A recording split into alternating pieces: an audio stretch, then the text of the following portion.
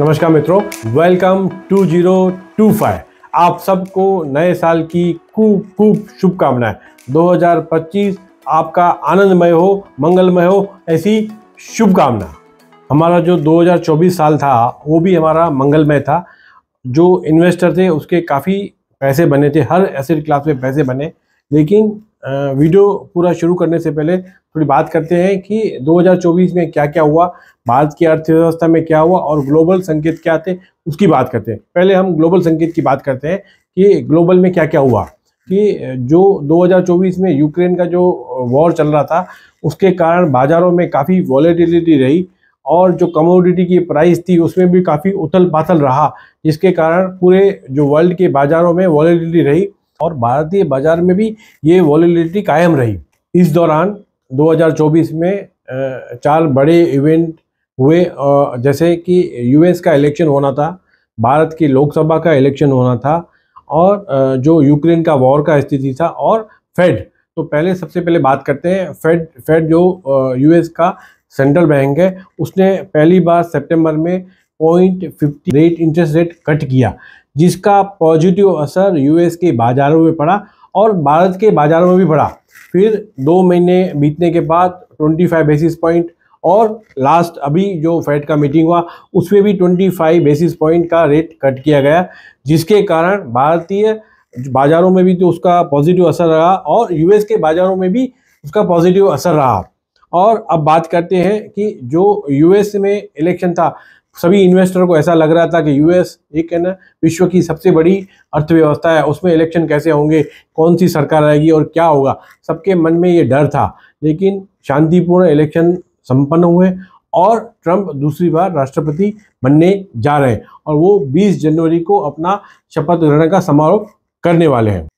US की बाजारें मजबूत होने लगी, उसके कारण डॉलर भी मजबूत होने लगा, जिसके कारण पहली बार डॉलर है वो जो एक्सचेंज रेट था $1 वर्सेस इंडियन रुपी, वो 85 रुपीज़ को क्रॉस किया। ये अच्छी खबर नहीं है, लेकिन भारत के जो एक्सपोर्टर्स हैं उनको काफ़ी फ़ायदा मिलेगा, जिसके कारण भारत के एक्सपोर्ट भी बढ़ेंगे। अब बात करते हैं कि भारत में क्या क्या हुआ। तो भारत में लोकसभा का जो इलेक्शन था वो सबसे बड़ा इवेंट था। बाज़ारों में अनिश्चितताएं थी कि किसकी सरकार बनेगी, कौन पावर में आएगा। ये सब जो ड्रामा चल रहा था वो जून 2024 में ये इलेक्शन संपन्न हुए। बीजेपी को थोड़ी सीटें कम मिली तो उसने अलायंस अपने जो उसकी सहयोगी पार्टियां थी उससे मिलकर अपनी सरकार बनाई। और जिस दिन ये इलेक्शन का रिजल्ट डिक्लेयर हुआ उस दिन बाज़ारों में काफ़ी उथल पाथल थी। जो एक टाइम ऐसा आया कि बाज़ारों में जो बीएसई का इंडेक्स है वो 6000 पॉइंट नीचे गिर गया, लेकिन धीरे धीरे रिजल्ट आने लगे और बाज़ार वापस 2000 पॉइंट रिकवर होके 4000 पॉइंट के नीचे पे वो बंद हुआ।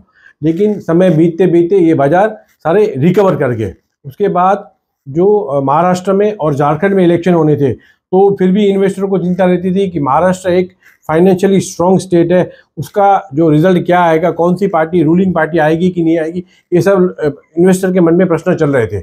2 स्टेट में इलेक्शन हुए, एक महाराष्ट्र में एक झारखंड में। तो महाराष्ट्र में बीजेपी ने बहुमति के साथ अपनी सरकार बनाई और झारखंड में झारखंड मुक्ति मोर्चा और उसकी सहयोगी पार्टियों ने सरकार बनाई। इस तरह से कि एक स्टेट में बीजेपी की सरकार आई और एक स्टेट में दूसरी पार्टी की सरकार आई।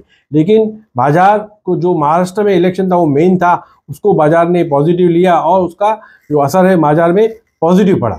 इस बीच एक बड़ी खबर आई, भारत के बड़े प्रतिष्ठित अदानी ग्रुप के ऊपर यूएस की एक कोर्ट ने एक भ्रष्टाचार के आरोप लगाया, जिसके कारण अदानी के शेयरों में काफ़ी उथल पाथल रहा। लेकिन ये खबर भी मार्केट बचा गया। इसी साल में आरबीआई के जो गवर्नर थे शशिकांता दास, उनका टेन्योर भी पूरा हुआ। वो 6 साल आरबीआई के गवर्नर रहे। कोविड पीरियड में भी यही गवर्नर थे। उन्होंने जो वर्ल्ड में फाइनेंशियल उथल पाथल हो रही थी उसको भारतीय इकोनॉमी ने और जो हमारे जो गवर्नर है उस चीज़ को काफ़ी अच्छी तरह से हैंडल किया। अब जो वो जो नई जवाबदारी है वो संजय मल्होत्रा, जो अभी भारत के रिजर्व बैंक के नए गवर्नर नियुक्त किए गए हैं।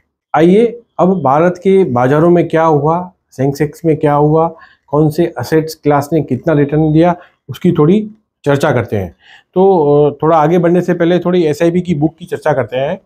जो नवंबर 2023 में एसआईपी का बुक था वो 17,610 करोड़ रुपए का था, और नवंबर 2024 में ये बढ़कर 25,320 करोड़ रुपीस का हो गया, जिसमें 45% की ग्रोथ हुई।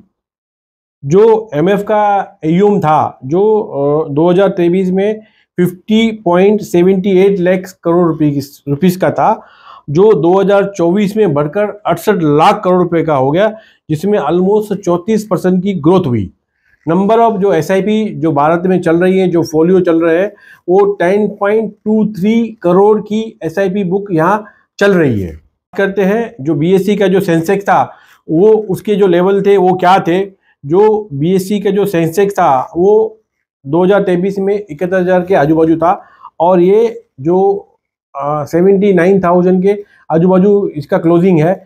ये बीच बीच में 85,000 प्लस के ऊपर चला गया था, लेकिन थोड़ा करेक्ट हो गया, ये 79,000 के आजू बाजू पे ये ट्रेड कर रहा है। जो वर्तमान पी है इंडेक्स का वो 23.78 का पी है। और जो निवेशकों के पैसे बने, कौन से म्यूचुअल फंड क्लास में कितने पैसे बने उसकी बात करते हैं। सबसे पहले बात करते हैं जो मिड कैप में है, उसमें करीबन 20% जितना रिटर्न बना, स्मॉल कैप में 24% जितना रिटर्न बना, और लार्ज कैप में 12% जितना रिटर्न बना। बात करते हैं सेक्टर फंड की, जो सबसे परफॉर्मिंग सेक्टर था वो इंफ्रास्ट्रक्चर था, जिसमें 21.9% का रिटर्न जनरेट किया।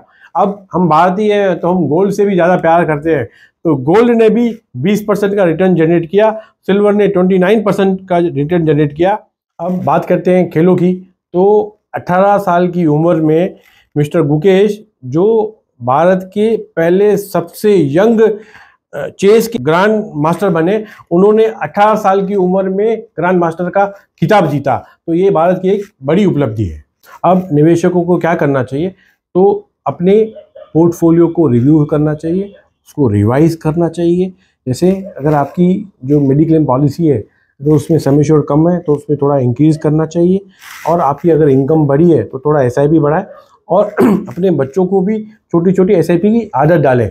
और आपके पास कुछ एडिशनल मनी है, लमसम मनी है, तो आप पीएमएस और एआईएफ का ऑप्शन भी देख सकते हैं। अब बात करते हैं नए साल का रिजोल्यूशन। तो जो निवेशक हैं वो अगर एक्सरसाइज नहीं करते तो अपना शारीरिक व्यायाम शुरू करें। अगर अपनी मेंटल हेल्थ को आपको मजबूत बनाना है तो आप मेडिटेशन करें, मॉर्निंग वॉक करें, स्विमिंग करें, और कुछ न कुछ अपने प्रोफेशन का जो कोई स्किल्स अपने में डेवलप करें, तो अपनी स्किल्स को शार्पन करें। अगर आप किताब नहीं पढ़ते हैं तो किताब पढ़ने की कोशिश करें, रोज़ के 5-10 पन्ने पढ़ें, तो एक आपकी थोड़ी हैबिट ये अच्छी बन जाएगी। अगर जो बाज़ार में निवेशक हैं उनको ये साइकोलॉजी ऑफ मनी है, दूसरा rich dad and poor dad है, वो किताब जरूर पढ़नी चाहिए और अपनी स्किल्स पे काम करना चाहिए। जैसे मैं आपसे बात कर रहा हूँ तो मैंने भी अपनी स्किल पे काम किया है। तो लास्ट ईयर मैं जमशेदपुर में जो XLRI भारत का एक बड़ा बिजनेस स्कूल है, उसमें behaviour finance and biases and investing का कोर्स किया, जिसके कारण मैं अपनी स्किल है वो शार्पन कर सकता हूँ, और ये जो स्किल है वो मेरे निवेशकों के खूब काम आती है। तो आप भी अपनी नए नए स्किल डेवलप करिए, और जैसे आने वाला 2025 आपका खूब मंगलमय हो, ऐसी शुभकामना। Bye bye 2024।